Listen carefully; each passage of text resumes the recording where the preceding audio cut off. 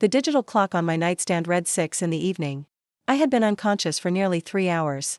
I suffer from a highly specific neurological condition that triggers blinding, debilitating migraines, usually brought on by extreme sensory overload.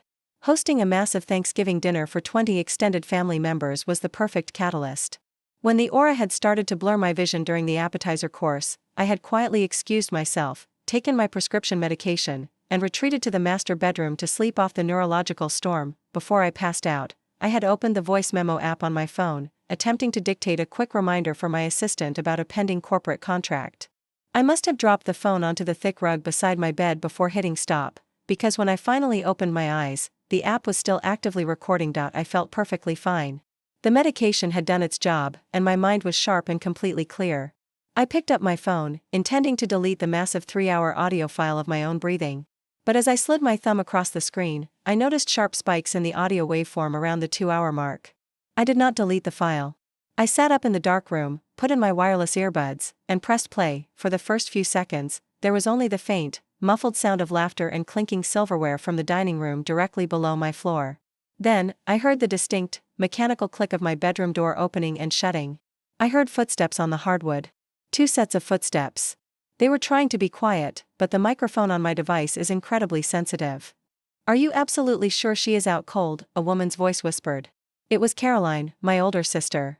"She took her pill, Caroline," another voice answered. It was Silas, my husband of 5 years. "When she takes that medication, a marching band could play in the living room and she wouldn't wake up for at least 3 hours. Just keep your voice down and hand me the bag." I sat perfectly still on the edge of the mattress, listening to the digital ghosts of my husband and my sister maneuvering around my dark bedroom. The sound of heavy glass clinking together echoed through the earbuds. "Put the empty vodka bottle under her heavy winter sweaters on the top shelf," Silas instructed, his voice laced with a cold, calculated malice I had never heard before. "Hide the gin bottle behind her boots. We need it to look like she has been hoarding this stuff for months. Make sure you leave one partially empty on the nightstand, right behind her reading lamp." I do not feel panic in crisis situations. I feel a sudden, overwhelming sense of hyperfocus. I continued to listen as Caroline and Silas methodically planted empty liquor bottles throughout my personal space. But the fabricated evidence was only the surface of the betrayal. As they worked, their whispers evolved into a casual, sickening conversation about their reality. "I am so tired of sneaking around," Silas muttered. "She is so utterly obsessed with her perfect, pristine career and her flawless reputation. Once we bring your parents up here and discover her passed out in a room full of hidden alcohol, her entire persona shatters. I will file for divorce on Monday, cite extreme substance abuse, and request immediate, full custody of the kids to protect them. The judge will hand me the house without a fight. And Bennett will finally stop looking at me like I am crazy when I tell him I want a separation," Caroline added, letting out a soft, arrogant laugh. "If my perfect little sister is exposed as a massive fraud, my divorce won't even make a ripple in the family gossip. We can finally be together openly, Silas. Just a few more months of playing the victims." The recording captured the undeniable sound of them kissing in my closet before they quietly slipped out of the bedroom and closed the door. They were orchestrating a completely fabricated family intervention. They intended to wait until dessert was served and then lead my parents, my extended relatives, and Caroline's husband, Bennett, upstairs under the guise of checking on my health. They were going to dramatically discover the hidden bottles, wake me up in a manufactured panic, and brand me as a secret, severe alcoholic. They wanted to destroy my social standing, alienate me from my parents, and weaponize my medical condition to secure a highly lucrative, effortless divorce so they could publicly legitimize their hidden 5-year affair. I did not scream.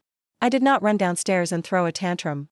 I stood up, turned on the overhead lights, and began to systematically dismantle their trap. I found the vodka bottle under my sweaters.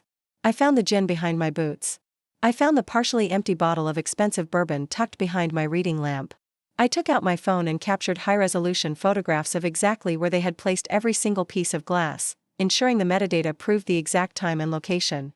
Then, I carried the bottles into my master bathroom and quietly poured the remaining alcohol down the sink, washing the glass completely clean to ensure there was no residual smell. I could have simply thrown the bottles in the trash and watched them look foolish when they brought the family upstairs. But looking foolish is not an adequate consequence for an attempted psychological sabotage. I walked over to the guest chair where Caroline had left her oversized designer tote bag earlier that afternoon. I slipped the empty vodka bottle and the gin bottle deep underneath her makeup bags and spare shoes. I then took the bourbon bottle and placed it directly inside Silas's leather overnight bag sitting in his open closet.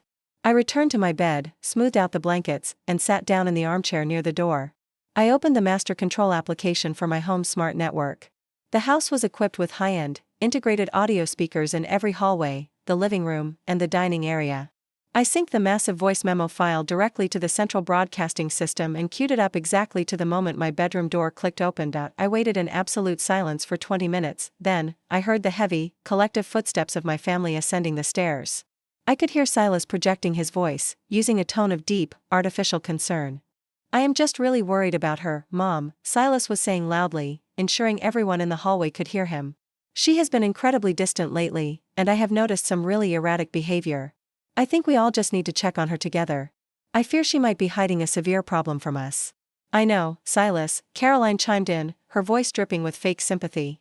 "We are here for you. We just need to confront this as a family." The bedroom door swung open. Silas and Caroline stepped in first, followed closely by my mother, my father, and Caroline's husband, Bennett. They all had expressions of grave concern, prepared to witness a tragic scene of a woman passed out among bottles of liquor. Instead, they saw me sitting comfortably in my armchair, fully dressed, reading a hardcover novel, and sipping a glass of sparkling water. The confusion in the room was immediate and palpable. Silas stopped dead in his tracks, his eyes darting frantically toward the top shelf of the closet, and then to the nightstand. The bottles were gone. Caroline swallowed hard, her fake sympathetic expression freezing into a mask of sudden, sheer panic. "Oh, you are awake," my mother said, stepping forward with a relieved sigh. "Silas was so worried about you, darling. He thought you might be having a severe reaction. We all came up to check on you." I slowly closed my book and set it on the table. I looked directly at Silas, who was currently sweating through his expensive dress shirt. "That is incredibly thoughtful of Silas," I said, my voice echoing cleanly in the tense room. But Silas was not checking on my health. He and Caroline were actually up here about 30 minutes ago while I was asleep, preparing a very special presentation for all of you. In fact, they accidentally left an audio recording of their rehearsal. I think it is only fair that the entire family hears it. Before anyone could ask a single question, I pressed play on my smartphone. The audio did not just play in the bedroom. It blasted at maximum volume through the overhead speakers in the bedroom, the hallway, and the dining room downstairs. Every single person in the house was instantly subjected to the crystal-clear, high-definition recording of Silas and Caroline. The family stood paralyzed as the speakers broadcasted Silas instructing Caroline to hide the vodka under my sweaters. They heard Caroline confirming that I was completely unconscious. But the true devastation arrived a few seconds later when Silas loudly complained about hiding their affair and detailed his exact plan to frame me for substance abuse to steal full custody of our children.